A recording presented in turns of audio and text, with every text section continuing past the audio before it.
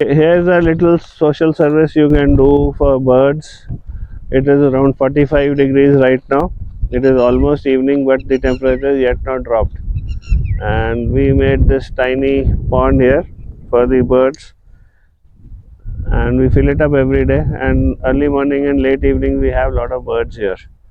So there's just a tarpaulin and some sand for the sides, and this khet is empty. So we put this small, made this small pond here for the birds.